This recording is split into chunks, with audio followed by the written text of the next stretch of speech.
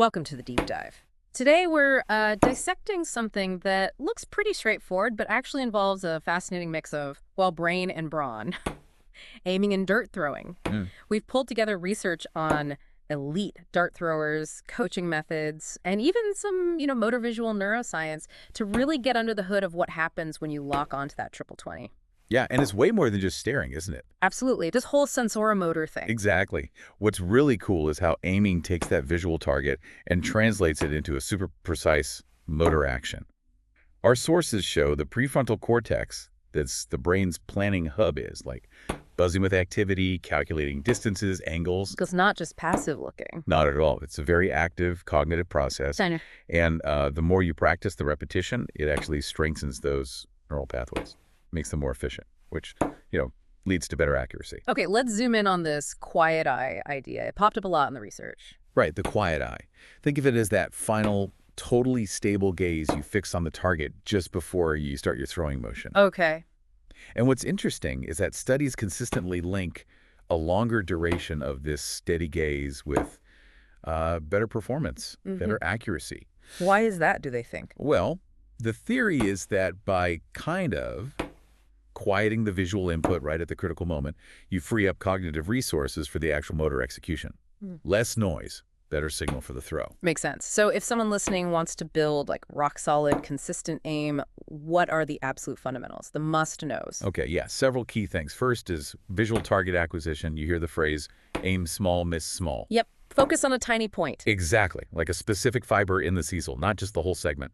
And crucially, maintaining that stable gaze we just talked about. Shifting your eyes too early. That's a recipe for inconsistency. Okay, aim small, stay focused. What else? Dominant eye alignment. Your brain naturally prefers visual info from one eye. Simple tests like pointing at something or making a triangle with your hands can tell you which one it is. And you need to line the dart up with that eye. Ideally, yes. It gives you the clearest, most direct sight line to the target. A lot of players don't even know their dominant eye, or they know it but don't consciously align with it. That's a common fault. And what about this dart eye target triangle concept? Right, so imagine a consistent line of sight running from your dominant eye down the flight or barrel of the dart straight to your target. That's your sight line. Like aiming down a rifle barrel almost. Kind of, yeah. Maintaining that alignment during the drawback is really key. Some pros even use little reference points on their hand or the dart itself to check this. It's about creating a consistent vision center. Gotcha. And head stability. Oh, huge. Non-negotiable, really. A stable head provides a solid platform for your eyes. Any tilting or moving during the throw introduces variability. It's a cornerstone of a repeatable action. So inconsistent head position equals inconsistent throws. Pretty much. And finally, mental anchoring. Having a consistent pre-throw routine physical setup, maybe a mental cue like lock, breathe, flow, that helps solidify everything before you even draw back. Right. The routine helps automate it. Exactly. Avoids distractions, locks in the focus. Now, it's interesting that the sources mention different aiming styles. Like some players stare right at the target. Others seem more aware of the dart peripherally. Yeah, there's some variation. You have the central eye lock, direct, intense focus on the target point. Then there's what you might call peripheral cue referencing, where the target is sharp, but the player is also consciously aware of the dart's position in their peripheral vision. Which one's better? Well, the research, especially around the quiet eye, tends to favor that sustained, direct target focus. But honestly, the optimal style can be pretty individual. What feels stable and repeatable for one player might not for another. And what about adjusting aim during the throw?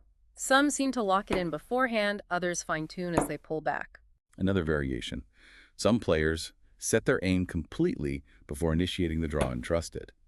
Others make tiny, almost subconscious micro-adjustments during the drawback.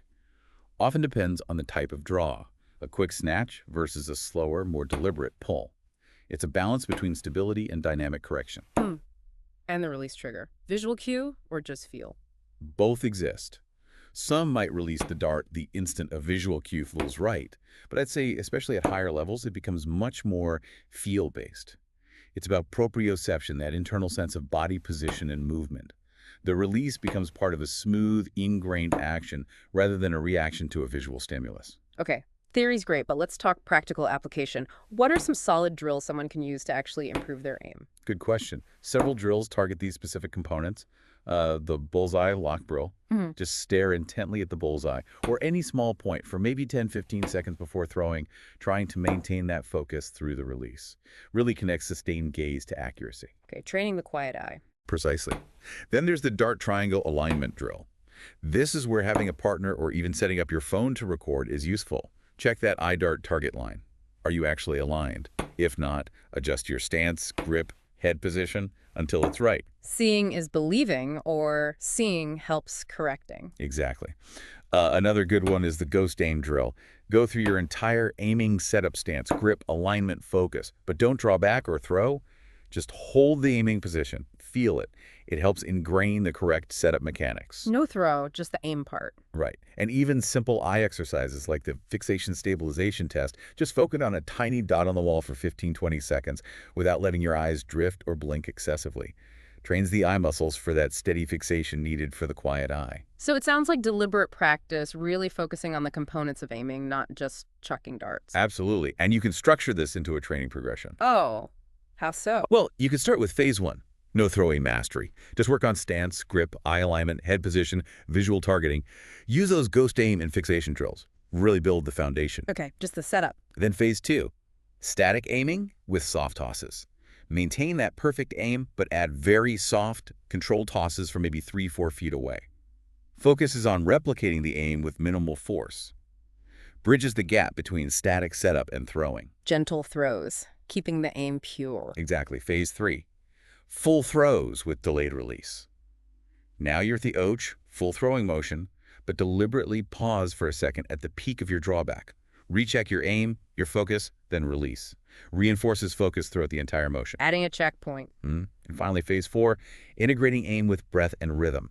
Consciously link your exhale to the draw or release phase. Develop a smooth, consistent rhythm for the entire throwing sequence, incorporating the aim naturally within that flow. Bringing it all together. And the mental side, we touched on routines, but how do you build that fortitude for aiming under pressure? Crucial piece. Teach yourself short internal cue phrases, personalized ones, like lock, breathe, flow, or steady, smooth send. Repeat them mentally before or even during the throw to stay anchored and block out noise. Little mental triggers. Yeah.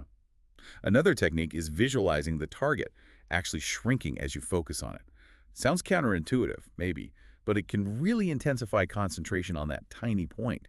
And developing that personal pre-shot routine physical steps, mental checks, is key to automating the aiming process under pressure. So wrapping this up, it sounds like repeatable, accurate aim isn't just one thing. It's this integrated system. Absolutely. It's the visual component acquiring the target using the quiet eye. Yeah. It's the physical stance, alignment, stability, and it's a mental focus, routine, fortitude. They all have to work together. And the insights from the pros, the coaches, the science, they give us a really solid framework to work from. They do. But improvement really comes down to consistent mindful practice, being aware of your own habits and tendencies, and then personalizing these principles. Yeah. Aiming isn't something you perfect once, it's an ongoing process of refinement. Leads to better accuracy and probably more confidence, too. Definitely. Confidence is huge in darts. This has really been a fascinating deep dive into something so specific. It definitely makes you think. And maybe a final thought for our listeners. Consider how applying this kind of detailed, multifaceted approach, breaking down a skill, focusing on fundamentals, integrating mind and body, how that might unlock surprising improvements in other skill-based things you do in life, not just darts. Thanks for joining us.